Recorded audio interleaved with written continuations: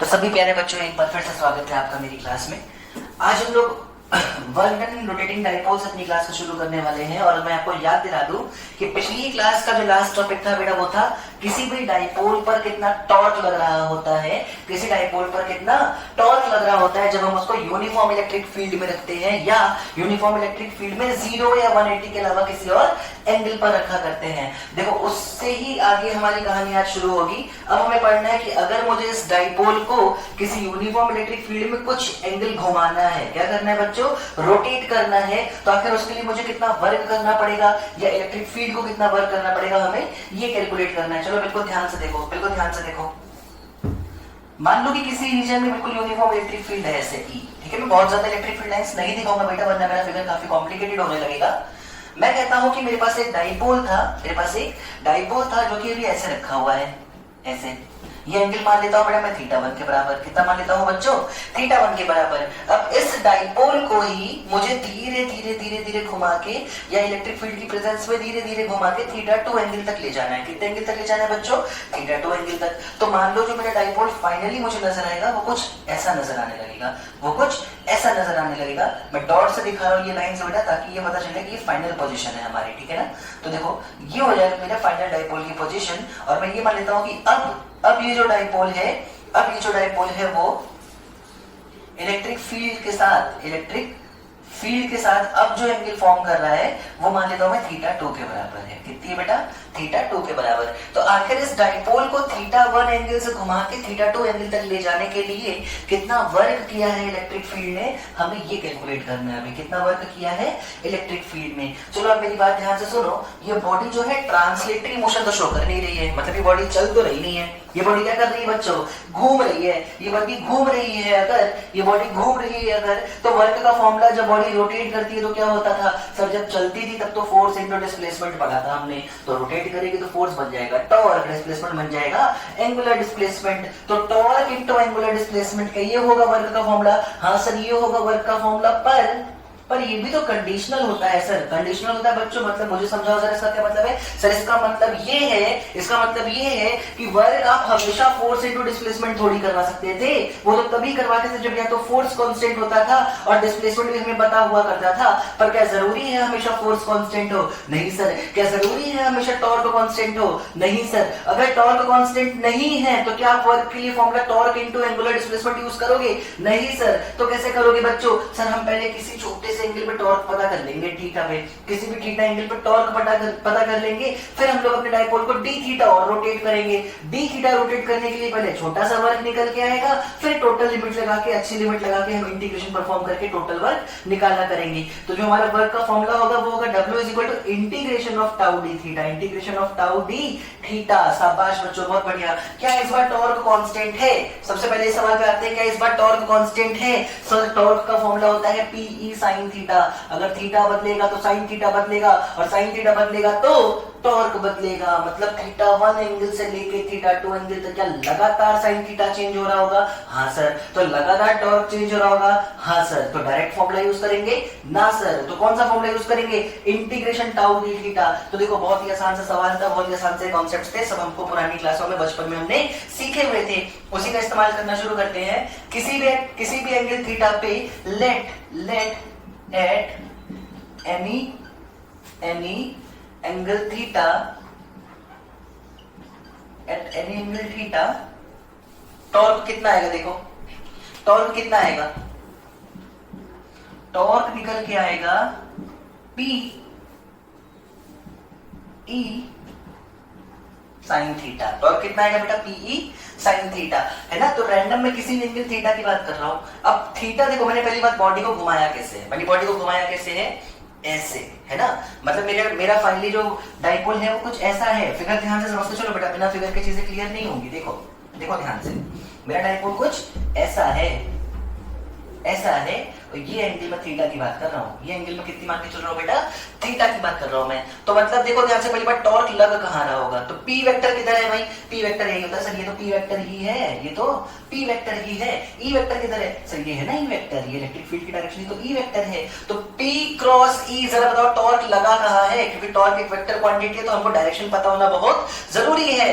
P इधर है, ई इधर है, क्या पी क्रॉस ई, पी क्रॉस ई अंदर आएगा, हाँ सर अंदर आएगा। तो टॉर्क किधर है सर, टॉर्क अंदर की तरफ है, टॉर्क अंदर की तरफ है। अब मुझे करना क्या है, अब सर अगले स्टेप में इस डाइपोल को थोड़ा सा और घुमा दो डी थीटा, कितना और घुमा दो बच्चों, डी थीटा। अगर मैं इस डाइपोल को थोड़ा सा एंगल और घुमा दूं, ये एंगल कितना होना चाहिए मेरा, डी थीटा होना चाहिए। थोड़ा सा और घुमाया डी थीटा, जरा देखो डी थीटा किस डायरेक्शन में है सर, डी थीटा तो आपने बाहर लिया है, डी थीटा तो आपने बाहर लिया है। तो टॉर्क किधर लगा है, अंदर, डी थीटा किधर है, बाहर, टॉर्क अंदर, डी थीटा बाहर, दोनों वेक्टर के बीच का एंगल सर 180 डिग्री। फिर से ध्यान से समझो, टॉर्क किधर है बच्चों, अंदर, डी थीटा किधर आया है, बाहर, तो डी थीटा और टॉर्क के बीच का एंगल कितना हो जाएगा बच्चों, सर 180 डिग्री हो जाएगा। तो अब ध्यान से समझो, अगर टॉर्क निकल गया, टॉर्क निकल गया तो नेक्स्ट स्टेप होता है छोटा सा वर्ग, छोटा सा वर्ग, देखो कितना आएगा छोटा सा वर्ग, छोटा सा वर्ग होगा integration, integration tau vector dot D theta vector. कोई समस्या, दोनों वेक्टर क्वांटिटी है, दोनों वेक्टर क्वांटिटी है। इसको कैसे लिखोगे सर, मैं बताता हूं मैं कैसे लिखूंगा, देखो ध्यान से, इसको मैं लिख लूंगा d W is equal to integration, integration tau की जगह लिख दूंगा पीई साइन थीटा, और ये डॉट है, ये मल्टीप्लाई वाला डॉट नहीं, ये वेक्टर प्रोडक्ट वाला डॉट है, डॉट प्रोडक्ट वाला। तो दो वेक्टर्स का डॉट प्रोडक्ट क्या होता है, A B cos theta, A B cos theta. तो देखो ध्यान से, ए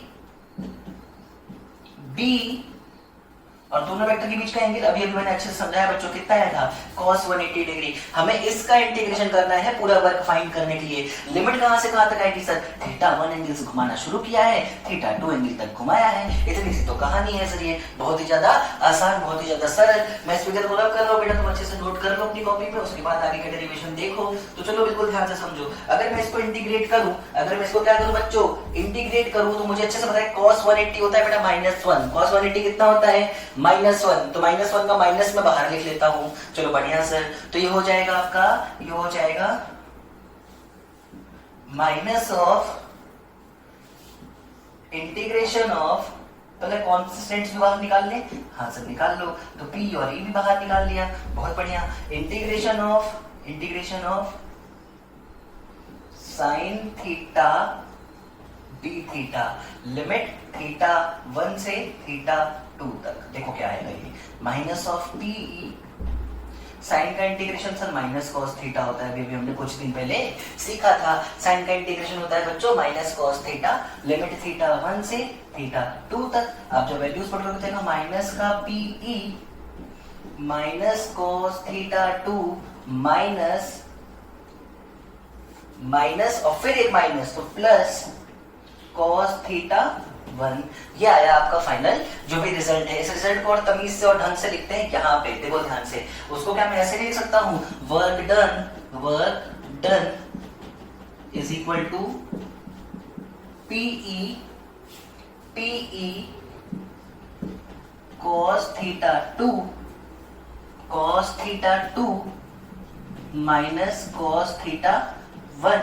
ये वो स्टैंडर्ड फॉर्मूला है जो आपको बहुत ही ढंग से, बहुत ही तरीके से क्या होना चाहिए बच्चों, याद होना चाहिए। बहुत ही अच्छे तरीके से क्या होना चाहिए बच्चों, याद होना चाहिए। तो वर्क डन का फॉर्मूला है PE cos theta 2 minus cos theta 1, PE cos theta 2 minus cos theta 1। यहाँ पे P क्या है सर, डाइपोल मोमेंट के मैग्नीट्यूड, E उस इलेक्ट्रिक फील्ड का मैग्नीट्यूड जिसमें हमारा डाइपोल रखा है, थीटा 2 फाइनल जिस एंगल तक मुझे अपने डाइपोल को घुमाना है from electric field, theta 1 initially कितने एंगल पे मेरा डाइपोल था फ्रॉम इलेक्ट्रिक फील्ड। तो सारी चीजें बहुत क्लियर होनी चाहिए, बहुत ही इंपॉर्टेंट डेरिवेशन है बोर्ड पर्पस से देखा जाए तो, और शायद बहुत आसान डेरिवेशन भी है। गलती कहां होती है सर, बच्चा 180 डिग्री के ऊपर काम करना भूल जाता है, उसका आंसर बिल्कुल ऐसा ही आता है, उसका आंसर बिल्कुल ऐसा ही आता है, पर लिखा रहता है उसमें cos theta 1 minus cos theta 2, और उसको समझ ही नहीं आता कि कहाँ छोटी सी गलती कर दी है, ये माइनस प्लस का क्या खेल हो गया है जो मेरा आंसर गलत आ रहा है। तो आपने ऐसी गलती नहीं करनी है, हद से ज्यादा आसान डेरिवेशन है, एक या दो बार प्रैक्टिस करोगे आपको बहुत अच्छे से क्लियर हो जाएगा। मेरे ख्याल से इसमें कोई बहुत बड़ा रॉकेट साइंस नहीं है, तो अच्छे से इसको वीडियो पॉज करके आप चाहो तो सारी चीजें अच्छे से नोट कर लो। मैं आता हूं आपके पास नेक्स्ट टॉपिक लेके। तो चलो बच्चों हम लोग अब एक छोटा सा क्वेश्चन देख लेते हैं उस पर्टिकुलर फॉर्मूले पे जो अभी भी हमने सीखा है। क्वेश्चन मैं नहीं कराऊंगा बेटा, इसलिए नहीं कराऊंगा क्योंकि सिर्फ वैल्यूज पुट करके आंसर निकाला जा सकता है, और अगर क्वेश्चन में कुछ ट्रिक्स होते या क्वेश्चन में कुछ बहुत ही नई चीज सीखने को मिलती तो मैं जरूर आपको करा रहा होता। फिलहाल क्वेश्चन ध्यान से समझ लो। किसी रीजन में बिल्कुल यूनिफॉर्म इलेक्ट्रिक फील्ड है 20 वोल्ट पर मीटर, कितनी है बच्चों 20 वोल्ट पर मीटर। उसमें हमारे पास एक डाइपोल है जिसका डाइपोल मूवमेंट दे रखा है 5 कूलम मीटर, कितना दे रखा है बेटा 5 कूलम मीटर, और स्टार्टिंग में यानी इनिशियली वो इलेक्ट्रिक फील्ड से 30 डिग्री पे है हमारा डाइपोल। कितने एंगल पे है बच्चों 30 डिग्री पे, आपको दिख भी रहा होगा ब्लू मार्कर से मैंने वहां पे शो करने की कोशिश की है, सर क्या ब्लू क्या ब्लैक हमको तो सब एक ही नजर आता है, कोई दिक्कत नहीं है, फिर भी मैं बता तो दे ही रहा हूं ना कि ब्लू मार्कर से 30 डिग्री दिखाया है मैंने। और जो हमारा फाइनल पोजीशन है डाइपोल का वो है परपेंडिकुलर हो चुका है डाइपोल इलेक्ट्रिक फील्ड से। देखो मैंने यहाँ मेंशन किया है ये एंगल 90 डिग्री के बराबर। तो तुम्हें बताना है कि इस 30 डिग्री से 90 डिग्री तक रोटेट करने के लिए डाइपोल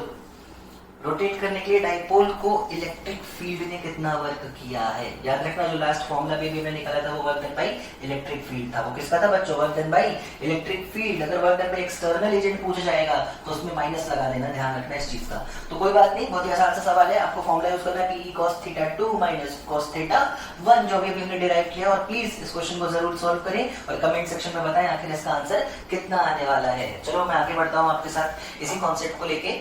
अच्छा चलो एक चीज थोड़ी सी सीखते हैं। ये क्वेश्चन तो कर लेना, एक बात बताओ,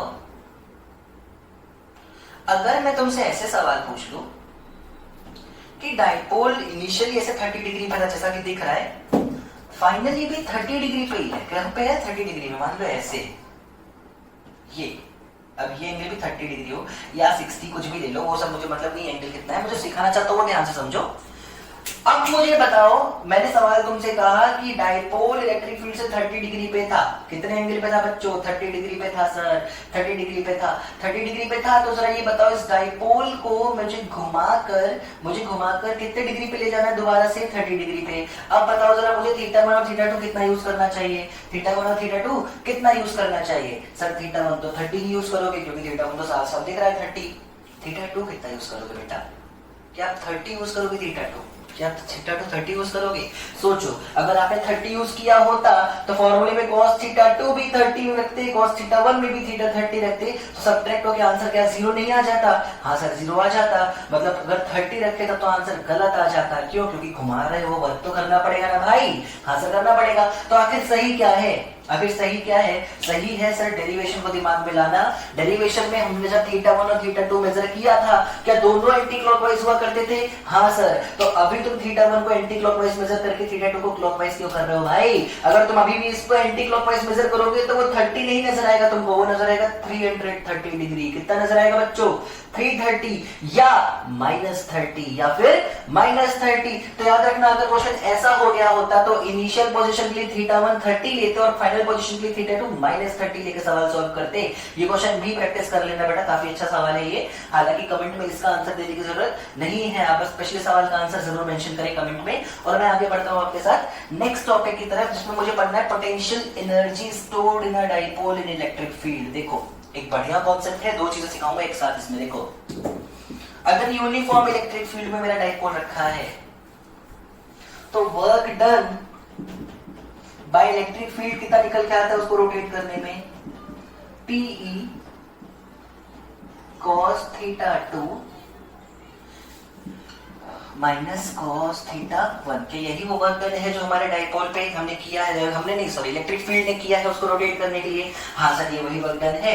पर क्या हम जानते हैं electric field is a conservative field या फिर electrostatic force is a conservative force? हाँ सर जानते हैं। और जब भी किसी कंजर्वेटिव फोर्स की बात करते हैं तो work done by conservative force is always equal to negative of change in potential energy of system या फिर पोटेंशियल एनर्जी ऑफ डाइपोल। क्या बात समझ पा रहे हो? क्या आपको ये बात पता थी? हाँ सर हमें तो ये बात पता थी, बस आपने याद दिला दी एक बार फिर से।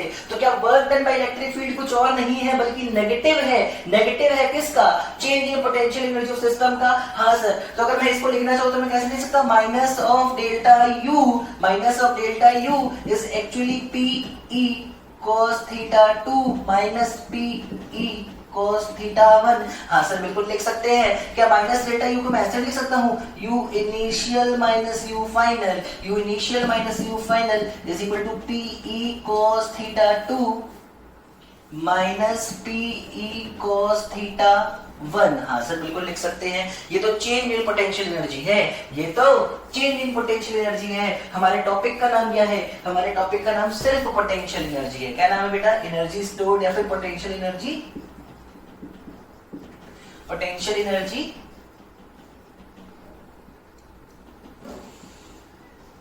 Stored in dipole in a uniform electric field, है ना? तो मेरी बात ध्यान से सुनो। हम हर बार, मैंने पहले भी कई बार बोला है बेटा, आज फिर एक बार बोल रहा हूं ताकि तुम्हारे दिमाग में वो बातें बस जाएं। हम कभी भी किसी भी चीज का पोटेंशियल एनर्जी नहीं निकालते, हम हमेशा डिफरेंस निकालते हैं, पोटेंशियल एनर्जी में चेंज निकालते हैं। फिर चेंज निकालने के बाद हम एक रेफरेंस डिसाइड कर लेते हैं जिसकी पोटेंशियल एनर्जी 0 मान लेते हैं और उसके रिस्पेक्ट में बाकी सारे हमको अपने आप मिलते चले जाएंगे अलग अलग पोजीशन के। तो क्या याद है आपको ग्रेविटेशनल पोटेंशियल एनर्जी में हमने अर्थ की सरफेस को रेफरेंस माना था? हाँ सर याद है। क्या स्प्रिंग पोटेंशियल एनर्जी में हमने मेन पोजीशन को रेफरेंस लिया था? हाँ सर याद है। क्या हमने जब इलेक्ट्रोस्टैटिक पोटेंशियल एनर्जी पढ़ी थी तो हमने इंफिनिटी को 0 मान लिया था? हाँ सर याद है। तो फिर जब हम यहाँ पे भी पोटेंशियल एनर्जी का सवाल करेंगे तो हमें कहीं ना कहीं रेफरेंस लेना जरूरी होगा। अब ये रेफरेंस कहाँ है इसको अपने दिमाग में बैठा लेना बेटा। बिल्कुल ध्यान से देखो, बिल्कुल ध्यान से देखो। हमारा डाइपोल जब इलेक्ट्रिक फील्ड से एग्जैक्टली परपेंडिकुलर हो जाता है, कितना हो जाता है बेटा? परपेंडिकुलर, मतलब थीटा कितना हो जाता है? 90। तो cos थीटा क्या हो जाएगा बच्चों? 0। तो जब भी हमारा डाइपोल इलेक्ट्रिक फील्ड से परपेंडिकुलर हो जाता है हम उस समय उसकी पोटेंशियल एनर्जी को 0 मान लेते हैं। तो theta is equal to 90 degree, theta is equal to 90 degree is taken as reference for calculating potential energy of a system. तो मैं काम करता हूं इसमें से मैं क्या करता हूं, किसी भी एक को, चाहे आप किसी भी एक को मान लो, मैं थीटा 2 को इक्वल टू 90 डिग्री मान लेता हूं। इस डेरिवेशन में मैं क्या करूंगा बेटा? ध्यान से देखो। Let theta 2 is equal to 90 degree. इसका मतलब implies that U final is going to be 0। U final क्या हो जाएगा बच्चों? 0। सर आपने 2 को ही क्यों लिया? आपने 1 को, बेटा तुम 1 को ले लो, कोई बड़ी बात नहीं है, आंसर कभी भी गलत आने वाला नहीं है। Let theta 2 is equal to 90 degree, तो यहाँ से यू फाइनल कितना आएगा बच्चों? 0 के बराबर आएगा। अब ध्यान से देखो, इस केस में यू इनिशियल कितना आ गया? इस केस में यू इनिशियल कितना आ जाएगा? Minus of PE cos theta 1। तो थीटा 1 तो मैंने ही एंगल माना था ना बच्चों। अगर मैं थीटा 1 की जगह थीटा मानता तो आखिर स्टैंडर्ड फॉर्मूला क्या बन जाता? u is equal to minus of P E cos theta. हद से ज्यादा इंपॉर्टेंट है बेटा, मैं तुमको दिखाऊंगा आखिर कितने अच्छे सवाल इस पे बन सकते हैं। बहुत ही अच्छे सवाल बनते हैं अभी लोग जब नॉन यूनिफॉर्म इलेक्ट्रिक फील्ड में जाने की बात करेंगे। इसलिए इस फॉर्मूले को बहुत कायदे से अपने मन में याद रखना, और इससे ज्यादा इंपॉर्टेंट है तुम ये फॉर्मूला याद रखना, minus of P vector dot E vector. इसको करने में तो और मजा आएगी, इस पर सवाल सॉल्व करने में और भी ज्यादा मजा आएगी। तो बहुत ही आसान से कुछ डेरिवेशंस हैं। Torque acting on a dipole, फिर work done in rotating a dipole, और फिर potential energy stored in a dipole. तीनों ही डेरिवेशन बोर्ड पर्पस से बहुत इंपॉर्टेंट है। क्वेश्चंस जब भी पूछ जाते हैं हमको हमेशा एक पर्टिकुलर एंगल पे, मैं तुम्हें बता रहा हूँ 3 नंबर का क्वेश्चन बोर्ड में आता है तो वो कहेगा यूनिफॉर्म इलेक्ट्रिक फील्ड में इतने एंगल पे डाइपोल रखा है, पहला सवाल इसी पे टॉर्क निकाल दो। एक नंबर का। दूसरा, अगर इसको इस एंगल से इस एंगल तक ले जाना है तो वर्क कितना करना पड़ेगा। लो, हो गए 3 नंबर के सवाल। क्या हम 3 नंबर नहीं ला सकते आसानी से? सर बहुत आसानी से ला सकते हैं, बस 1 या 2 बार हम खुद से डेरिवेशन का प्रैक्टिस कर लेंगे और 1-2 बार इसके सवाल भी और अच्छे से प्रैक्टिस कर लेंगे। तो फिलहाल ये तुम्हारा छोटा सा कॉन्सेप्ट था, potential energy stored in a dipole in uniform electric field, ठीक है ना। यूनिफॉर्म इलेक्ट्रिक फील्ड से इस पर्टिकुलर कॉन्सेप्ट का कुछ खास लेना देना नहीं है, नॉन यूनिफॉर्म भी होगी तो आंसर यही निकल के आएगा। दिखाऊंगा मैं आपको कैसे। अभी फिलहाल अभी कोई दिक्कत है तो बताओ। नहीं, बढ़िया, इसको अच्छे से नोट करो बच्चों। अभी इस पर्टिकुलर फॉर्मूले के बारे में और भी बहुत सारी चीजें और जानना बचा है, 1-2 क्वेश्चन अच्छे से प्रैक्टिस करते हैं, उसके बाद हम लोग अपने नेक्स्ट टॉपिक पे आएंगे जो कि है uniform sorry dipole in non uniform electric field. तो बिल्कुल ध्यान से देखो, बिल्कुल ध्यान से देखो और बताओ, जो पोटेंशियल एनर्जी है किसी डाइपोल की जब उसको यूनिफॉर्म इलेक्ट्रिक फील्ड में रखा गया है, उसकी मैक्सिमम पॉसिबल वैल्यू कितनी है? ध्यान से देखना, बहुत ध्यान से देखना, क्योंकि मुझे कुछ सिखाना है। मैक्सिमम वैल्यू कितनी हो सकती है? सर मैक्सिमम वैल्यू, क्या ये पहले से एक माइनस लगा है? हाँ सर। क्या कॉस का जो रेंज होता है वो -1 से +1 होता है? हाँ सर। अगर ये कॉस थीटा -1 हो जाए, कितना हो जाए बच्चों? -1 हो जाए सर, तो -1 से माइनस हो जाएगा और तब वैल्यू पीई के बराबर निकल के आएगी। तो पीई से बड़ी वैल्यू इसकी पॉसिबल भी नहीं है, तो इसकी यू मैक्स होके निकल के आने वाली है बेटा कितनी?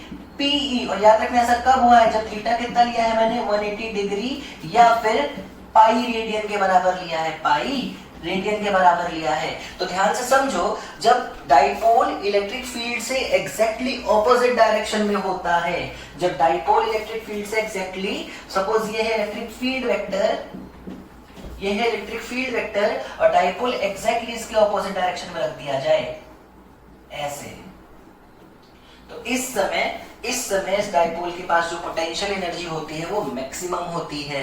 वो क्या होती है बच्चों? मैक्सिमम होती है। मैं याद दिलाता हूँ एक चीज, एक छोटी सी चीज याद दिलाता हूँ। कल के लेक्चर को तुमने ध्यान से देखा होगा, तो याद है अनस्टेबल इक्विलिब्रियम कब आया था?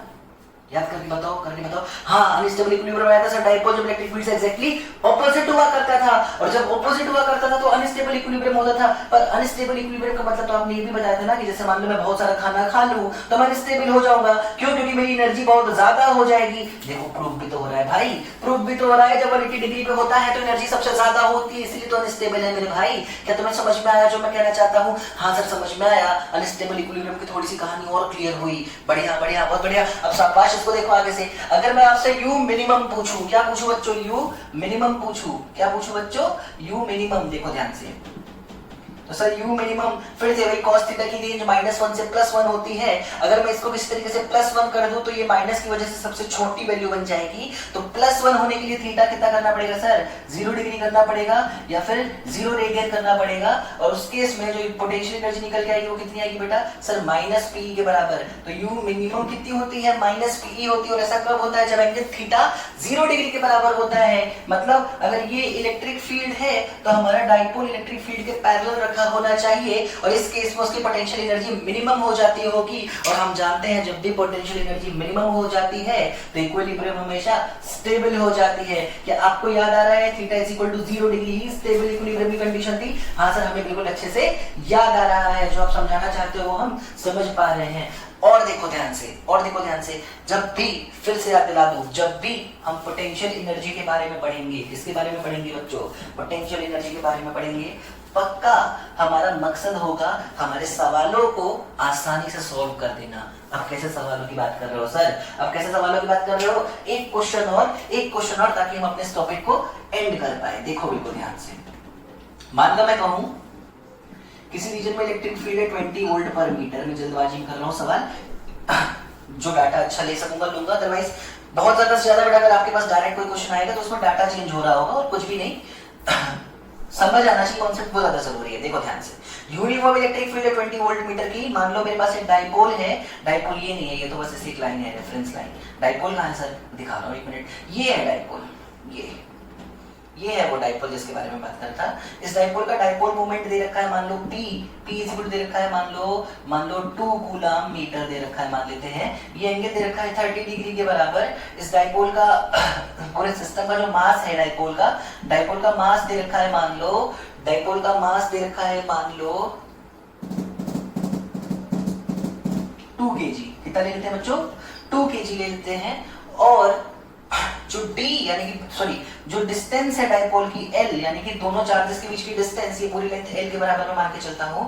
l दे रखा है बेटा मान लो 1 मीटर के बराबर, किसके बराबर दे रखा है 1 मीटर के बराबर दे रखा है। या तुमसे कई बार सवाल में l और मास नहीं देगा, डायरेक्ट मोमेंट ऑफ इनर्शिया भी दे रखा होता है। कभी कभी क्या दे रखा होता है बेटा मोमेंट ऑफ इनर्शिया। अगर नहीं दिया है मोमेंट ऑफ इनर्शिया तो आपको ये तो बता दिया ना डाइपोल का मास 2 kg है, मतलब ये वाला चार्ज भी 1 kg है और ये वाला भी 1 kg है। सवाल में साफ साफ मेंशन किया गया होगा, परेशान मत होना।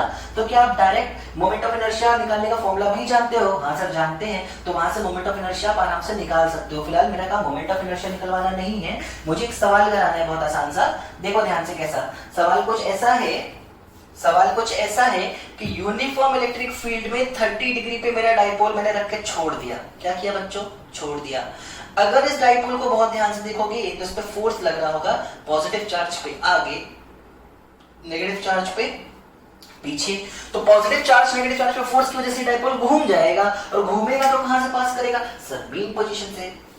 सवाल है मीन पोजीशन से पास करते वक्त इस डाइपोल की क्या वेलोसिटी होगी? बेहतर होगा बोलना क्या एंगुलर वेलोसिटी हो गई होगी। Find angular velocity of dipole when it will pass from its mean position. क्या तुम्हें क्वेश्चन समझ में आ गया? हाँ सर आ गया। मोमेंट ऑफ इनर्शिया वाला कांसेप्ट समझ में आया था? हाँ सर आया था। तो देखो मैं एक काम करता हूं, मैं सवाल सॉल्व करने के चक्कर में नहीं पड़ता हूं, मैं तुम्हें बस दिखाता हूं कि मैं करता कैसे। मैं मान लेता हूं इस डाइपोल का इसके सेंटर ऑफ मास के about moment of inertia I के बराबर है। किसके बराबर है? I के बराबर है। मैं कोई भी डाटा नहीं ले रहा हूं, P को 2 ही मान लेता हूं, E को E मान लेता हूं। देखो ध्यान से, सबसे जरूरी चीज याद रखना, क्योंकि यूनिफॉर्म इलेक्ट्रिक फील्ड भी है और कंजर्वेटिव फोर्सेस मौजूद हैं, तो टोटल एनर्जी ऑफ सिस्टम हमेशा क्या रहने वाली है बच्चों?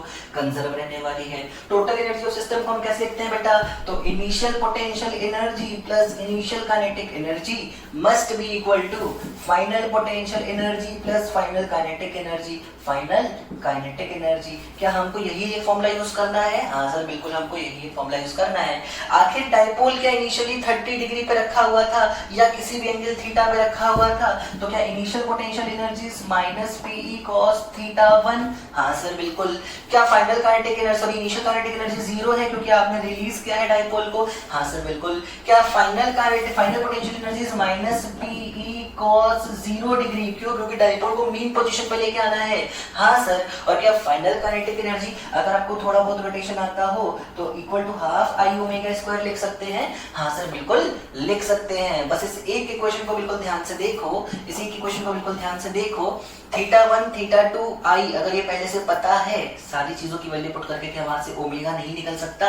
सर बहुत आराम से ओमेगा निकल सकता है। तो एक कॉन्सेप्ट है, मैंने एक सवाल नहीं कराया, मैंने कॉन्सेप्ट सिखाया है कि अगर आपको पोटेंशियल एनर्जी का यूज करना हो तो किस तरीके से इन फॉर्मूले का यूज किया जाता होगा अलग अलग तरीके के सवालों में। तो बहुत ही अच्छा सा कॉन्सेप्ट था, हो सकता है आपको समझ में भी आ गया होगा।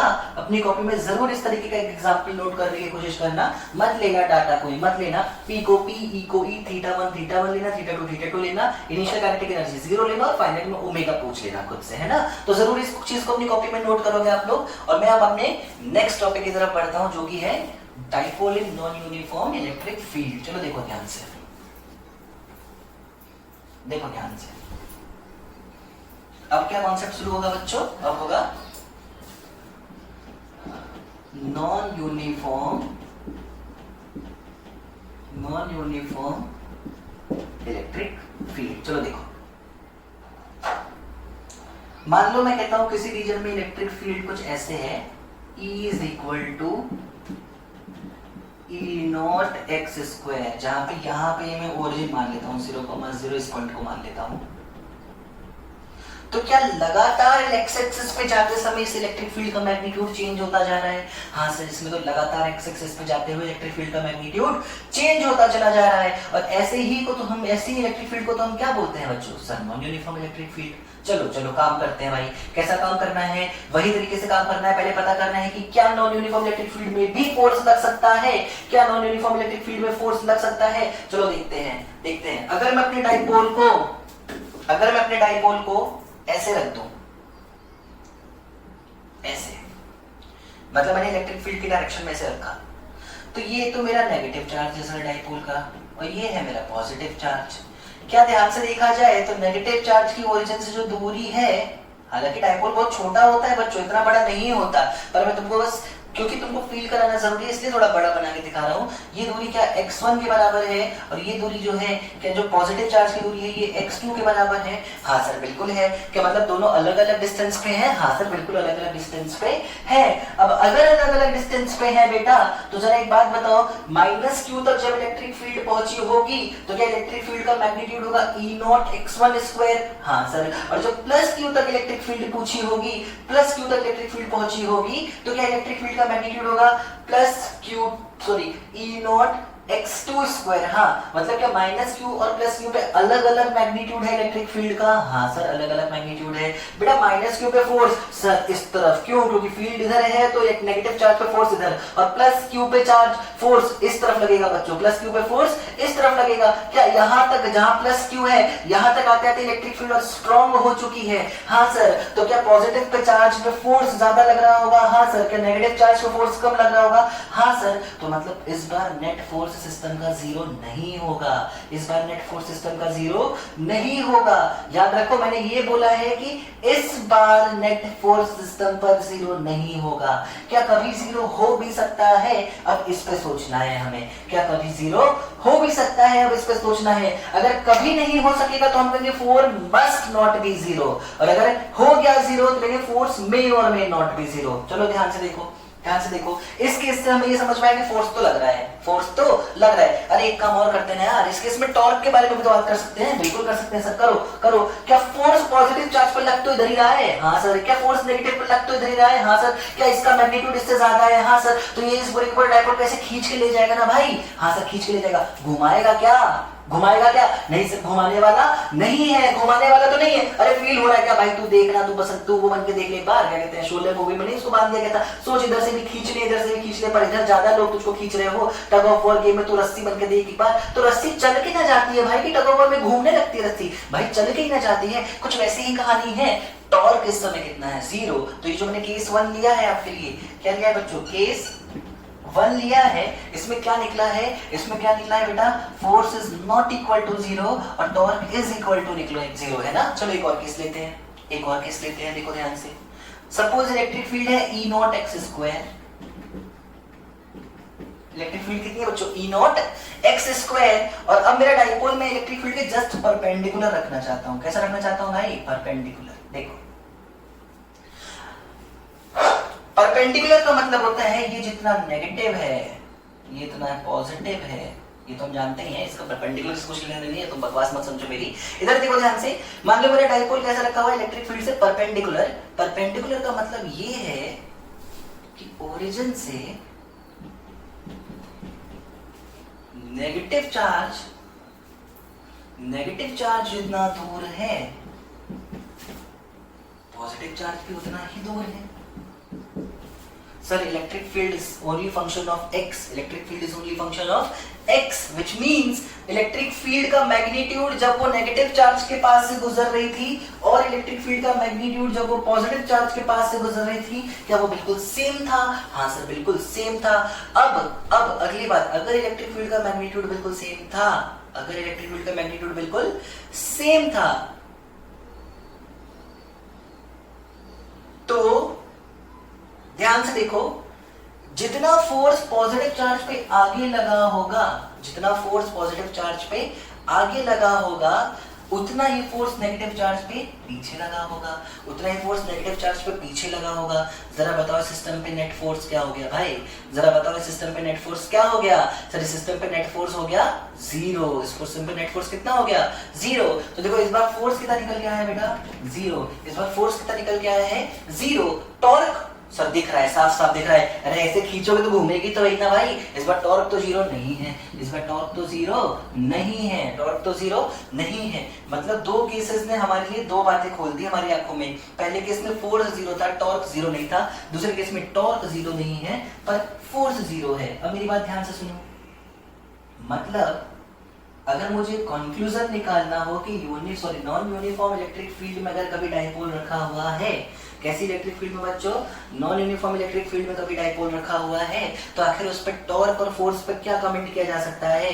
तो देखो टॉर्क के बारे में एक कमेंट किया जा सकता है कि torque may or may not be zero, torque may or may not be zero. और फोर्स के बारे में भी क्या कमेंट किया जा सकता है? Force may or may not be zero, force may or may not be zero.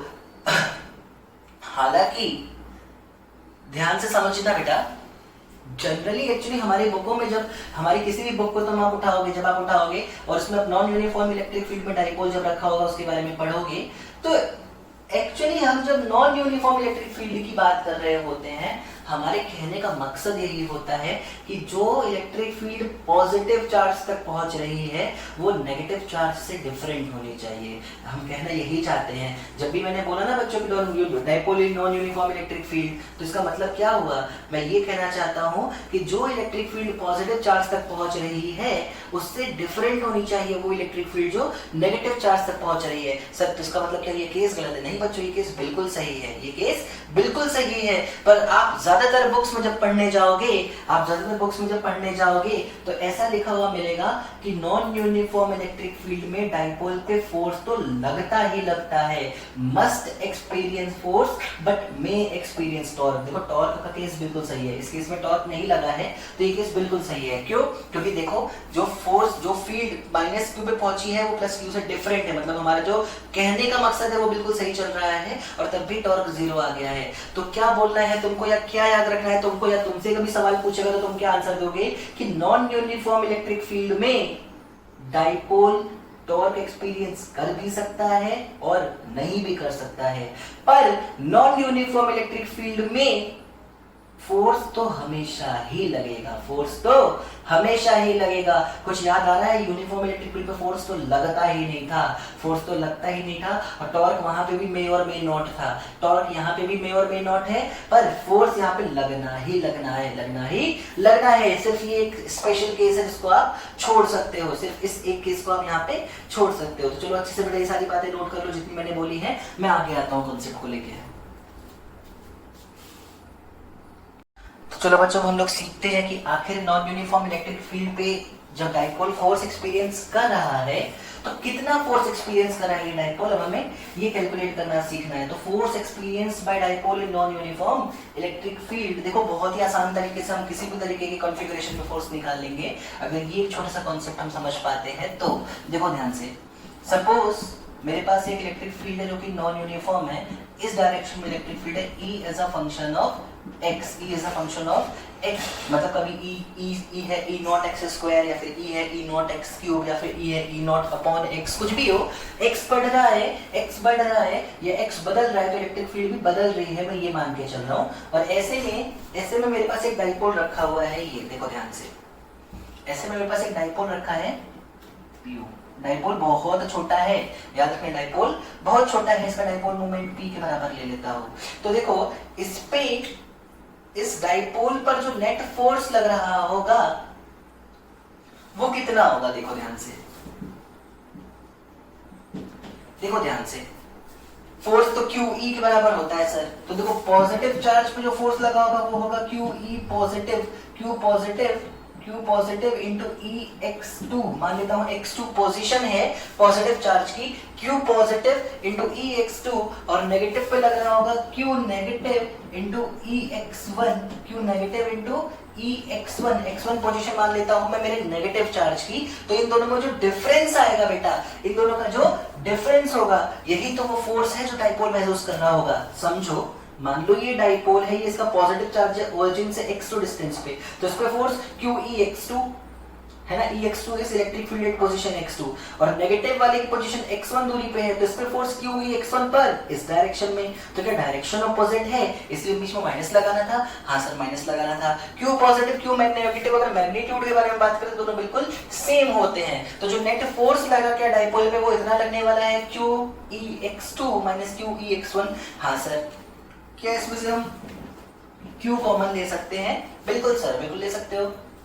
ये बनेगा E at position x2 minus E at position x1, E8 position x2 minus E8 position x1। मेरी बात सुनो, ऐसा तो है नहीं कि नेगेटिव चार्ज 2 मीटर की दूरी पे है, पॉजिटिव 4 मीटर। अरे 2 मीटर लंबा डाइपोल थोड़ी होता है हमारा डाइपोल बहुत ज्यादा छोटा होता है। क्या बहुत ज्यादा छोटा अगर होता है तो जो इलेक्ट्रिक फील्ड में डिफरेंस आएगा क्या ये भी बहुत छोटा ही आएगा? हाँ सर, ये तो काफी छोटा आएगा। तो इसको हम लोग ऐसा लिख सकते हैं, Q इंटू DE। क्या लिख लेते हैं बेटा? Q into DE। मैं एक और स्टेप यहाँ पे यूज करता हूँ, ध्यान से देखो। क्या मैं इसको dr से अगर मल्टीप्लाई और dr से डिवाइड कर दूं तो ये फॉर्मूला कुछ ऐसे लिखा जा सकता है? हाँ सर, ये तो बिल्कुल ऐसे लिखा जा सकता है। सर dr क्या चीज है? लो, तुम x के टर्म्स में पढ़ रहे हो तो x के टर्म्स में सीख लो।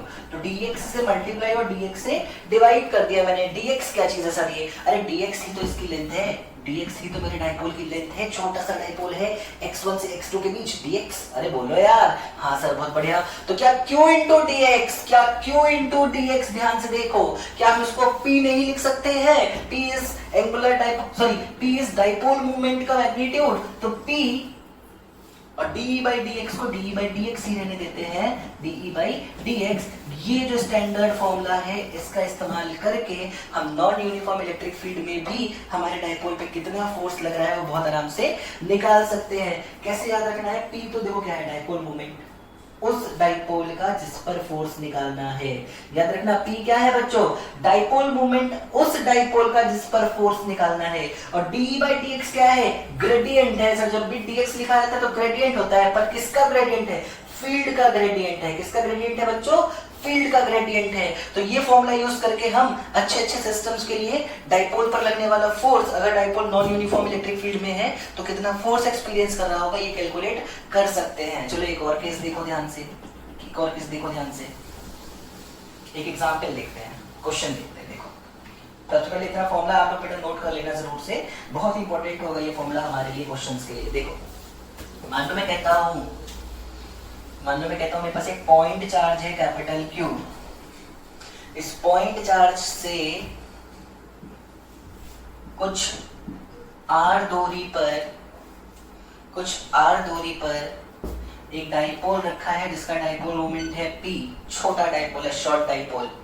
तुम्हें बताना है इस स्मॉल q की वजह से इस डाइपोल पर कितना फोर्स एक्सर्ट हो रहा होगा। एक मतलब calculate force exerted by charge small q on this given dipole. बहुत आसान है सवाल, देखो ध्यान से कैसे, बहुत आराम से देखो। एक बात बताओ, इस q की वजह से r डिस्टेंस पे इलेक्ट्रिक फील्ड कितनी होती है? सर q भाई आर स्क्वायर। शाबाश, बहुत बढ़िया। देखो मैं कैसे काम कर रहा हूँ। मेरे को पता है भाई P d by dr, यही तो करना है ना। मुझे E निकालना पड़ेगा ताकि मैं उसको डिफरेंशिएट करके d by dr निकाल दूं, और P तो मुझे दिया ही हुआ है सवाल में। तो सबसे पहले मैंने इलेक्ट्रिक फील्ड पे काम किया। Q की वजह से इलेक्ट्रिक फील्ड आती है kq by r स्क्वायर। क्या डायरेक्शन ये होने वाली है इलेक्ट्रिक फील्ड की? हाँ। तो मैंने वहां पे प्लस माइनस के बारे में कुछ खास सोचने की जरूरत नहीं की है। सवाल में मैं इस डायरेक्शन को क्या मान के चल रहा हूँ बच्चों? पॉजिटिव मान के चल रहा हूँ। ध्यान से देखना, सवाल में मैं इस डायरेक्शन को क्या मान के चल रहा हूँ? पॉजिटिव मान के चल रहा हूँ। अब देखो ध्यान से, अगर E is kq by r square तो de by dr क्या आएगा बच्चों? de by dr क्या आएगा? So 1/r स्क्वायर का डिफरेंशिएशन -1/r होता है। तो क्या माइनस kq by r आएगा? हाँ सर, ये तो माइनस kq by r आएगा। क्या ये माइनस kq by r आएगा r स्क्वायर का? तो -2 r स्क्वायर का डिफरेंशिएशन क्या होगा? तो -2 r की पावर -3। एक मिनट, तो ये आएगा -2kq by r cube. 1/r square का डिफरेंशिएशन तो कितना होता है बेटा? -2/r क्यूब होता है ना। देखो r स्क्वायर को ऊपर ले जाओ, यहाँ की पावर -2 आ जाएगा आगे, -2 r की पावर -2 -1, तो -2 r की पावर -3, r की पावर -3 को 1/r क्यूब लिख सकता हूँ। ये हो गया de by dr की वैल्यू। इसमें कोई समस्या नहीं। तो बस लास्ट स्टेप बचा हुआ है जो ये है, therefore force experienced bye dipole calculate करके आ जाएगा। F आ जाएगा P into d by dr, P into d by dr वो आ जाएगा -2kqp अपॉन r क्यूब के बराबर। ये वो फोर्स है जो पॉइंट चार्ज ने इस डाइपोल पे लगाया होगा। सर ये माइनस क्या शो करता है? सर मैंने ये डायरेक्शन पॉजिटिव मानी है तो आपका ये फोर्स इस डायरेक्शन में लगा होगा। कैसे पता सर? फिर से बताओ, कैसे पता मुझे बताओ। देखो भाई, Q से नेगेटिव वाला चार्ज पास है ना, तो भाई नेगेटिव को तो अट्रैक्ट ही करेगा। पॉजिटिव वाला दूर है उसको रिपेल करेगा, पर दूर होने की वजह से रिपल्शन वाला फोर्स अट्रैक्शन से कम होगा, तो ओवरऑल तो अट्रैक्शन ही होगा ना। और देखो ये माइनस शो भी कर रहा है कि ओवरऑल क्या होने वाला है, अट्रैक्शन होने वाला है। तो बहुत ही आसान सा सवाल था, सवाल अच्छे से नोट कर लेना। पॉइंट चार्ज की वजह से डाइपोल पर कितना फोर्स लगा है हमने कैलकुलेट करना सीखा है, और आंसर इज -2 kpq/r3। एक और मेथड है, देखो बहुत ही अच्छा, बहुत ही आसान मेथड है। एक और हमसे पूछा क्या गया है, किस पे फोर्स पूछा गया है सर, डाइपोल पे। किसकी वजह से सर, पॉइंट चार्ज की वजह से। पर क्या हम ये जानते हैं कि electric force action reaction force की तरह काम करता है? मतलब पॉइंट चार्ज डाइपोल पे जितना भी फोर्स लगाएगा, पॉइंट चार्ज डाइपोल पे जितना भी फोर्स लगाएगा, क्या डाइपोल पॉइंट चार्ज पे भी उतना ही फोर्स लगाएगा? फर्क सिर्फ इतना है कि डायरेक्शन अलग होगी। हाँ सर, फर्क सिर्फ इतना है कि डायरेक्शन अलग होगी। जरा बताओ इस डाइपोल की एक्सिस पे आर डिस्टेंस पे इलेक्ट्रिक फील्ड कितनी होती है? सर डाइपोल की एक्सिस पे आर डिस्टेंस पे इलेक्ट्रिक फील्ड होती है 2kp/r³ के बराबर, 2kp/r³ के बराबर। जरा बताओ इस इलेक्ट्रिक फील्ड की डायरेक्शन क्या होती है? सर p वेक्टर की डायरेक्शन में होता है, e वेक्टर। मतलब क्या इस पॉइंट चार्ज को जो इलेक्ट्रिक फील्ड मिली होगी उसकी वजह से वो इस डायरेक्शन में होगी। हाँ सर, इस डायरेक्शन में होगी। एक पॉइंट चार्ज जिस इलेक्ट्रिक फील्ड e में रखा होता है, उस इलेक्ट्रिक फील्ड की वजह से उस पॉइंट चार्ज पे कितना फोर्स लगता है? तो force experienced by small q charge, sorry force experienced by point charge will be q into e, q into E कितना है सर? 2kp/r³। तो क्या जो फोर्स इस चार्ज ने एक्सपीरियंस किया वो आया प्लस का 2kpq/r³। हाँ सर, ये प्लस साइन क्या शो करता है कि फोर्स इस डायरेक्शन में है। पर क्या फोर्स एक्शन रिएक्शन पेयर होता है? तो अगर डाइपोल ने पॉइंट चार्ज पे इतना फोर्स लगाया है बच्चों, तो पॉइंट चार्ज डाइपोल पे भी क्या इतना ही फोर्स लगाएगा? हाँ सर, फर्क सिर्फ इतना होगा कि उसकी डायरेक्शन ऑपोजिट होगी, और उसको शो करने के लिए क्या मुझे जो प्लस था उसको कन्वर्ट करके क्या बना देना होगा फिर से माइनस। और चेक कर लो क्या पिछले वाले तरीके से यही आंसर नहीं आ रहा था? हाँ सर, बिल्कुल यही आंसर आ रहा था। तो ये भी एक बहुत ही अच्छा मेथड होता है हमारे क्वेश्चन को सॉल्व करने के लिए। और देखो ध्यान से, अगला क्वेश्चन तुमको मैं होमवर्क दूंगा, जाहिर सी बात है, एक मैं कराया हूं तो एक तुमको भी करवाऊंगा। देखो पॉइंट चार्ज तो यूं ही है, आर डिस्टेंस पे डाइपोल यूं रखा हुआ है, शॉर्ट डाइपोल है, भूलना नहीं। कैसा डाइपोल है बच्चों? Short dipole. चलो शाबाश, बहुत बढ़िया। अब तुम्हें बताना है कितना फोर्स लगाया है पॉइंट चार्ज ने डाइपोल पे। Force experience bye dipole due two point charge, ठीक है ना? कैसे करोगे? दो तरीके हैं, दोनों तरीकों से करने की कोशिश करना। तुम चाहो तो डाइपोल की वजह से पॉइंट चार्ज को निकाल लो, वो ज्यादा आसान फील होगा बच्चों, और फिर अपोजिट लगा देना साइन को, अपने आप आंसर आ जाएगा, है ना? तो ये क्वेश्चन तुम्हारे लिए होमवर्क है, इसको आप जरूर से ट्राई करोगे। मैं आपको तीसरा क्वेश्चन कराने जा रहा हूँ, बिल्कुल ध्यान से देखो। तीसरा क्वेश्चन देखो, मेरे पास एक इनफाइनाइट लीनियर चार्ज रखा हो। क्या हो बेटा? इनफाइनाइट लीनियर चार्ज, जिसकी चार्ज डेंसिटी कितनी है बच्चों? लैम्डा। कितनी है बच्चों? लैम्डा। इस लीनियर चार्ज से आर डिस्टेंस पे एक छोटा सा डाइपोल पी रखा हुआ है। इस लीनियर चार्ज से आर डिस्टेंस पे मेरा छोटा सा डाइपोल पी रखा हुआ है। आखिर इस डाइपोल पर इस लीनियर चार्ज की वजह से कितना फोर्स लग रहा होगा मुझे कैलकुलेट करना है। सर बहुत ही आसान है, जहां डाइपोल रखा है पहले वहां पे इसकी वजह से इलेक्ट्रिक फील्ड निकालो। क्या इलेक्ट्रिक फील्ड निकल के आएगी? 2k λ/r। क्या यही होता था फॉर्मूला? हाँ सर, यही होता था फॉर्मूला। अगर इलेक्ट्रिक फील्ड निकाल ली है सर तो dE/dr निकाल लो। क्या dE/dr निकल के आएगा? r का डिफरेंशिएशन आ जाएगा बेटा कितना? 1/r का होगा बेटा, 1/r का होगा। मैं इसको लिख सकता हूँ r की पावर -1, -1 r की पावर -2, तो ये निकल देगा माइनस का 2k λ/r²। क्या यही होगा dE/dr? हाँ सर, यही होगा dE/dr। क्या dE/dr पता चल चुका है? तो लास्ट स्टेप में फोर्स का फॉर्मूला होता है PdE/dr। हाँ सर, यही तो फॉर्मूला होता था फोर्स का, PdE/dr। चलो सारी वैल्यू पुट करो तो आएगा माइनस का 2k λp/r²। ये वो फोर्स है जो इस लीनियर चार्ज ने इस डाइपोल पर लगाया होगा, अच्छा हाँ, ध्यान दो, अब की दूसरा मेथड यूज नहीं करना, वो पॉइंट चार्ज के लिए यूज किया जाता है, हर समय यूज नहीं किया जाता है। तो ये हो गया हमारा एक और वेरिएशन वाला क्वेश्चन, जिसमें हमने लीनियर चार्ज की वजह से डाइपोल पे फोर्स निकाला है। देखो ध्यान से, हर बार इलेक्ट्रिक फील्ड आर का फंक्शन है, मतलब वेरिएबल इलेक्ट्रिक फील्ड है, तो नॉन यूनिफॉर्म इलेक्ट्रिक फील्ड के सवाल ही हम लोग लगातार कर रहे हैं। एक और क्वेश्चन, इसका आंसर आप कमेंट में बताना। बहुत अच्छा दिमाग लगाओगे, तुरंत आंसर निकलेगा।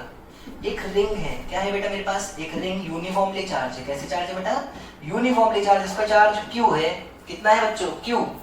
इससे इसका रेडियस R है, इससे R/√2 डिस्टेंस पे, कितने डिस्टेंस पे बेटा, R/√2 डिस्टेंस पे डाइपोल रखा हुआ है जिसका डाइपोल मोमेंट है P। अब आपका सवाल आप समझ ही गए होंगे, इस डाइपोल पे कितना फोर्स लगाया होगा इस रिंग ने, ये आपको कमेंट में बताना है। मेरे ख्याल से शायद ये तीसरा क्वेश्चन है जो आपको कमेंट में इसका आंसर देना है। तो तीन कमेंट्स आज आपको करने होंगे जिसमें आपको हर एक सवाल का आंसर देना होगा। सिर्फ एक ही सवाल करना है या 2 सवाल करना है, आपको तीनों ही सवाल सोचना चाहिए। खास तौर से इस सवाल में थोड़ा सा दिमाग लगाने की कोशिश करना बेटा, तुरंत आंसर आता होगा। तो हम इस चैप्टर के अगले टॉपिक की तरफ आगे बढ़ते हैं बेटा। इन सारी चीजों को आप अच्छे से नोट कर लो। चलो देखो नेक्स्ट टॉपिक,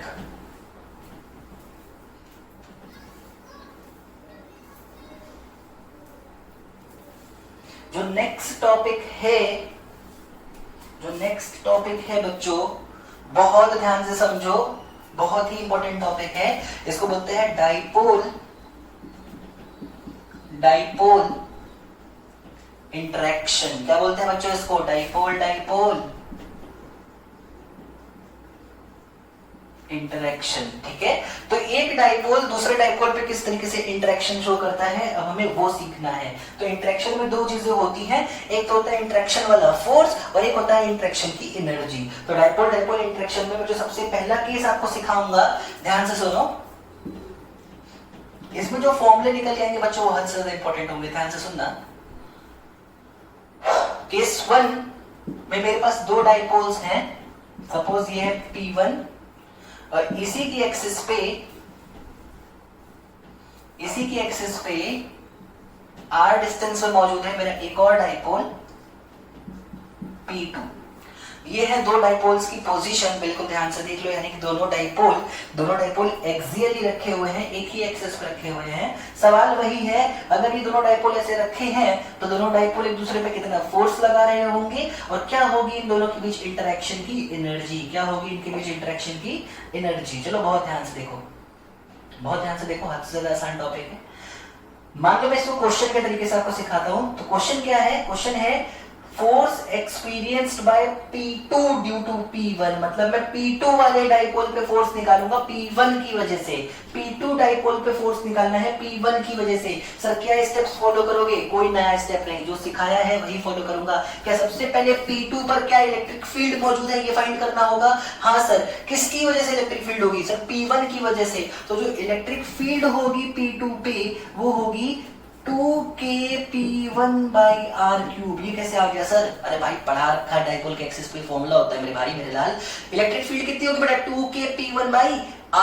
शाबाश। तो क्या अगला स्टेप है सर dE/dr फाइंड करोगे आप। हाँ भाई बच्चों बिल्कुल सही समझे हो, अगले स्टेप में तो मैं dE/dr ही फाइंड करूंगा। क्या r³ मतलब r की पावर -3, हाँ डिफरेंशिएशन में -3 आगे आ जाएगा और -3 + 1 क्या वो -4 बन जाएगा। हाँ तो ये हो जाएगा -3 × 2 यानी कि -6 P1/r⁴। मैं डिफरेंशिएशन हो सकता है थोड़ा तेज कर दे रहा हूँ या फिर जल्दी कर दे रहा हूँ, क्योंकि मैं ये मान के चलता हूँ कि आपको बेसिक डिफरेंशिएशन आता होगा बच्चों। और अगर नहीं आता है उतना सा डिफरेंशिएशन तो प्लीज कहीं ना कहीं से आप थोड़ा सा डिफरेंशिएशन सीखने के बाद इस क्वेश्चन या फिर इस टॉपिक को देखो। dE/dr is -6kP1/r⁴। तो आखिर बचा क्या है, force experience by P2 due to P1। तो फॉर्मूला हो जाएगा जिस पर फोर्स लगना है उसका डाइपोल मोमेंट, जिस पर फोर्स लगना है उसका डाइपोल मोमेंट इनटू dE/dr। जब आप यहाँ पे सारी वैल्यूज पुट करोगे तो जो फोर्स निकल के आएगा बच्चों वो निकल के आ जाएगा -6kP1P2/r⁴ के बराबर। -6kP1P2/r⁴ के बराबर। ये वो फोर्स है जो पीछे वाले डाइपोल ने आगे वाले डाइपोल पे लगाया है। बात समझ पा रहे हो। हाँ सर, अब मेरी बात सुनो सर, मैं माइनस क्या शो करता है, अट्रैक्शन। अरे यार देखो ना, कायदे से देखो तो इस वाले का पॉजिटिव और इस वाले का नेगेटिव के बीच की डिस्टेंस सबसे कम है। तो पॉजिटिव नेगेटिव को अट्रैक्ट ही तो करेगा ना बच्चों। सिर्फ इसलिए वहां पे क्या नजर आया होगा आपको, माइनस नजर आया होगा। क्या नजर आया होगा, माइनस नजर आया होगा। सर अगर मैं उल्टा करता तो क्या प्लस आता, बिल्कुल प्लस आता, बिल्कुल प्लस आता। चलो ठीक है, आप करके देख लेना चाहो तो। अभी मैं आपको और क्या सिखाने वाला हूँ, इंटरेक्शन एनर्जी निकालना सिखाने वाला हूँ। दो मेथड सिखाऊंगा, ध्यान से देखो। ये फॉर्मूले रट लो बेटा एकदम, ऐसे समझ लो सर रटने की बात तो कभी बोलते नहीं थे, हाँ बोल रहा हूं रट लो। क्यों, क्योंकि 2012 या 2013 में आप देखना जेईई मेंस का पेपर, उसमें केमिस्ट्री में एक क्वेश्चन पूछा था कि दो डाइपोल्स एक्सियली रखे हुए हैं, बताओ उनके बीच की डिस्टेंस की किस पावर के प्रोपोर्शनल होता है उनके बीच लगने वाला फोर्स। ऑल्दो फिजिक्स में मैं पढ़ा रहा हूँ आपको, पर ये केमिस्ट्री में पूछा हुआ सवाल है जेईई मेंस में, इसलिए कह रहा हूँ ये फॉर्मूले रट मारो तो भी अच्छा होगा। चलो ध्यान से देखो, अभी नेक्स्ट टॉपिक क्या है, आखिर ये दोनों के बीच कितनी इंटरेक्शन की एनर्जी होने वाली है। तो नेक्स्ट टॉपिक में हमें कैलकुलेट करना है इंटरेक्शन एनर्जी। देखो बहुत आसानी से करूंगा।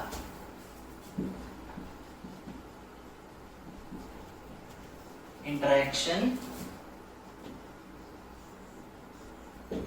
एनर्जी, देखो फिर से वही बात, जब भी एनर्जी निकलवाओगे सर, क्या फोर्स, कंजर्वेटिव फोर्स और पोटेंशियल एनर्जी में भी कोई रिलेशन होता था क्या? हाँ सर होता तो था। क्या था सर, याद करो, F is equal to minus of d by d r. पढ़ाया होगा जरूर बच्चों मैंने, F is equal to minus of d by d r. Method 1 है ये कौन सा मेथड है भाई, मेथड 1 भूलना नहीं, ये कौन सा मेथड है sir, method 1। F is equal to minus d by d r, यहाँ से डी या फिर u कैसे निकल के आ सकता है बेटा, यहाँ से u निकल के आ सकता है integration of minus of f dr, integration of minus of f dr। चलो देखो ध्यान से, क्या फोर्स का फॉर्मूला मुझे अभी भी कैलकुलेट किया था मैंने, हाँ सर किया था। क्या आया था, तो u इज इक्वल टू आ जाएगा minus of integration of force. Force कितना था, क्या माइनस 6 के P1 P2 अपॉन R की पावर 4, हाँ तो माइनस फिर से बाहर आ जाएगा, ये जाएगा प्लस 6 के P1 P2 अपॉन R की पावर 4 dr। इसमें कोई समस्या नहीं सर, कोई बहुत बड़ी समस्या नहीं है। इसमें से जो चीजें कांस्टेंट है उन्हें बाहर लो, तो 6 के P1 P2 बाहर ले लिया, integration of dr upon R to the power 4, integration of dr upon R to the power 4, R की पावर 4 का इंटीग्रेशन, R की पावर 4 सॉरी 1 अपॉन R की पावर 4 का इंटीग्रेशन कितना आएगा बेटा बताओ। मैं बताता हूँ सर, देखो कोई बात नहीं, क्या मैं इसको R की पावर -4 लिख सकता हूँ?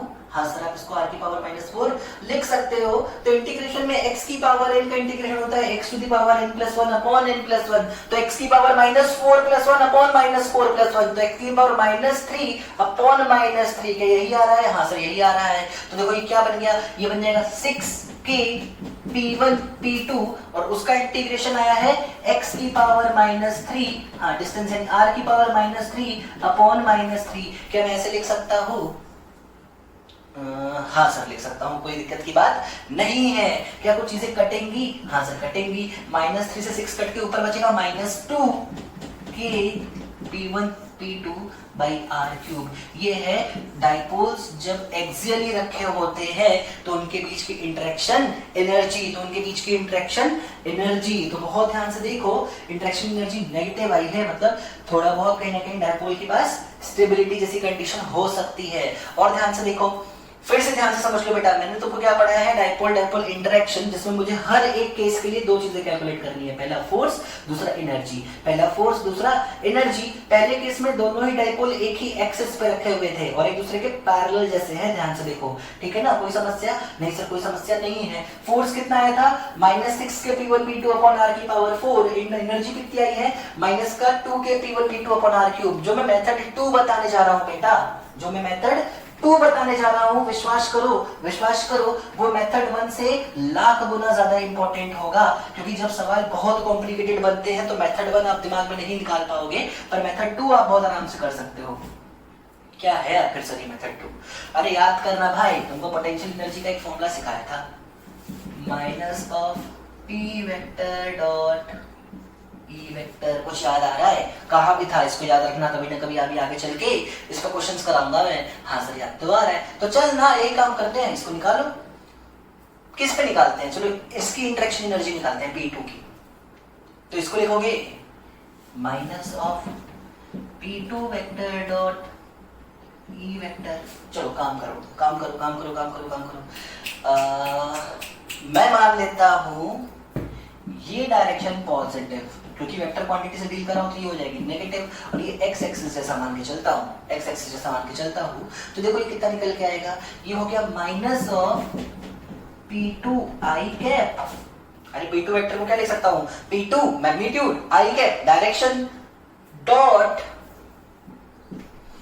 इस डाइपोल की वजह से यहाँ पे इलेक्ट्रिक फील्ड कितनी होती है सर, 2kp/r³, तो 2kp1/r³ और क्या डायरेक्शन उसकी भी यही होती, हाँ तो इसलिए वहां भी आई कैप। कोई समस्या, हाँ सर कोई समस्या नहीं है। जरा दोनों का प्रोडक्ट करके दिखाओ, आई से आई 1 हो जाएगा, आई से आई 1 हो जाएगा, ये बचेगा माइनस का 2kp1p2/r³। देखो हद से ज्यादा आसान, हद से ज्यादा आसान मेथड है, और वही रिजल्ट मिला है जो हमें पिछली बार भी मिला था। तो मैं तो जनरली सवाल को ऐसे ही करता हूँ, पहले p को वेक्टर फॉर्म में लिखता हूँ, e को वेक्टर फॉर्म में लिखता हूँ, और दोनों का डॉट प्रोडक्ट साथ में एक माइनस को भूलता नहीं हूँ, इस्तेमाल करता हूँ, और हमेशा मेरे सवाल के सही आंसर आ जाया करते हैं। तो तुम पे डिपेंड करता है बच्चों, तुम्हें दोनों में से कौन सा मेथड ज्यादा सही लगा, पर दोनों ही मेथड बहुत इंपॉर्टेंट है, याद रखना, खास तौर से दूसरा मेथड तो बहुत ही इंपॉर्टेंट होगा। चलो केस 2 की बात करते हैं, केस 2 की बात करते हैं, बिल्कुल ध्यान से देखो, केस 2 बिल्कुल ध्यान से देखो बच्चों।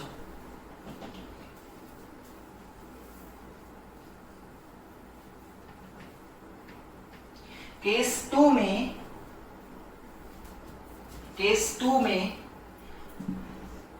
एक डाइपोल आपका ऐसे रखा हुआ है और दूसरा डाइपोल आपको ऐसे रखा हुआ है, परपेंडिकुलर है दोनों डाइपोल एक दूसरे से, ठीक है। छोटे डाइपोल है, ऐसा दिखने में बड़ा बड़ा लग रहा होगा, ऐसा है नहीं, और दोनों के बीच से लेके जो दूरी है ये कितनी है बच्चों, r के बराबर है। सवाल बहुत ही आसान, बहुत ही ज्यादा आसान, आपको फोर्स पता करना है और इंटरेक्शन एनर्जी पता करनी है, आपको फोर्स पता करना है और इंटरेक्शन एनर्जी पता करनी है। ये केस मैं नहीं कराऊंगा सॉल्व, मैं केस सॉल्व नहीं कराऊंगा, मैं चाहता हूं तुम थोड़ी सी मेहनत करो, पर हाँ मैं बहुत मदद करूंगा तुम्हारी। देखो कैसे, देखो कैसे, इस बार आप फोर्स ना P1 पे निकालना, P2 की वजह से, क्यों, देखो कैसे, P2 की वजह से उसकी इक्वेटोरियल पॉइंट पे r डिस्टेंस पर जो फील्ड आती, क्या आती बच्चों, फील्ड आती, वो आती kp2/r³, और डायरेक्शन क्योंकि P2 वेक्टर ऊपर है तो फील्ड आती नीचे, E निकल ही गया, kp2/r³, d/dr निकाल लेना वहां से, P1 से मल्टीप्लाई कर देना, आपका फोर्स निकल के आ जाएगा, आपका फोर्स निकल के आ जाएगा। मैं लिख दे रहा हूं यहाँ पे फॉर्मूला, ध्यान से देखो, फोर्स निकल के आएगा माइनस का 3kp1p2/r⁴। देख लेना चेक करके, आंसर सही माना चाहिए, माइनस ऑफ 3kp1p2/r⁴। ऐसा आंसर तब आएगा जब मैं P2 पे फोर्स निकाल रहा हूँ, तो माइनस कहां से आया होगा, ये कॉन्सेप्ट तुम सोचो कहां से आया होगा। दूसरा जो इंटरेक्शन एनर्जी निकालोगे, देखो P2 की वजह से यहाँ पे इलेक्ट्रिक फील्ड है नीचे की डायरेक्शन में, किस डायरेक्शन में, नीचे की डायरेक्शन में, और P1 वेक्टर इस डायरेक्शन में है। अब जरा बताओ इलेक्ट्रिक फील्ड और P1 के बीच एंगल कितना हुआ सर, 90 डिग्री हुआ, बस इतना ही हिंट है। अब तुम बाकी काम कर लेना, ये 0 निकल के आएगी, कितनी निकल के आएगी, 0 निकल के आएगी, ठीक है। तो केस 2 हो गया जब हमारे दोनों डाइपोल्स कुछ इस तरीके से रखे होते हैं, इसमें कोई बहुत बड़ा रॉकेट साइंस नहीं है, कोई रॉकेट साइंस नहीं है, आप उसको ट्राई करके देखना। और लास्ट केस बिल्कुल ध्यान से देखो बेटा, लास्ट केस देखो, केस 3 जिसमें दो डाइपोल्स ऐसे रखे हो, ऐसे, और इनके बीच का सेपरेशन कितना हो बच्चों, r के बराबर हो। सपोज ये P1 है, ये P2 है, हमको P2 पे P1 की वजह से फोर्स निकालना है, तो क्या पहले P1 की वजह से यहाँ पे फील्ड kp/r³, क्योंकि इक्वेटोरियल पॉइंट होगा बच्चों, हाँ सर kp/r³। अब देखो ध्यान से, ये डिस्टेंस है, सेंटर्स देख रहे हैं, kp/r³, क्या वहां से डिफरेंशिएट कर दोगे तो क्या d/dr मिल जाएगा, हाँ सर। क्या P2 से मल्टीप्लाई कर दोगे तो फोर्स निकल के आ जाएगा, हाँ सर, फोर्स निकल के आ जाएगा। अगर आपने सही से कैलकुलेट किया तो फोर्स फिर से 3kp1p2/r⁴ इतना ही निकल के आएगा, ट्राई करना जरूर से। और पोटेंशियल एनर्जी के लिए क्या P1 की वजह से यहाँ पे फील्ड इधर होगी, हाँ सर, कितनी kp1/r³, बढ़िया। क्या P2 इधर है, हाँ, P2 और E के बीच में एंगल कितना दिखा, 180। फॉर्मूला क्या होता है, minus of P vector dot E vector, करके देख लेना, डायरेक्ट आंसर निकल के आ रहा होगा kp1p2/r⁴।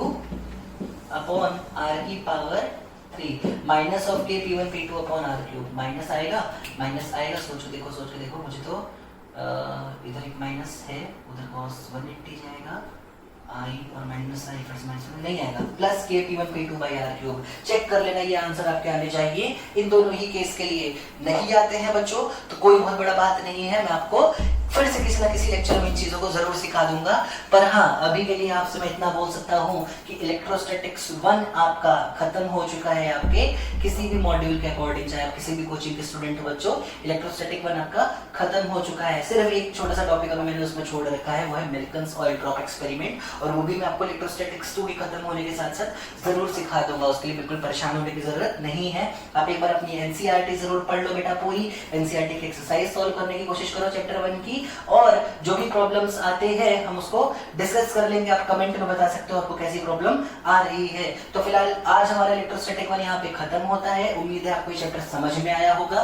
उम्मीद है आपसे मैंने जो भी रिक्वेस्ट की है कि आप मेहनत करोगे या आप पूरी कोशिश करोगे हर एक क्वेश्चन को सॉल्व करने की, वो आप सारी ही मेरी रिक्वेस्ट सच करोगे। और बाकी बस खुश रहो, मस्त रहो, खाते पीते रहो, अपना ध्यान रखो और अपने फ्यूचर का भी ध्यान रखो। चलो, थैंक यू।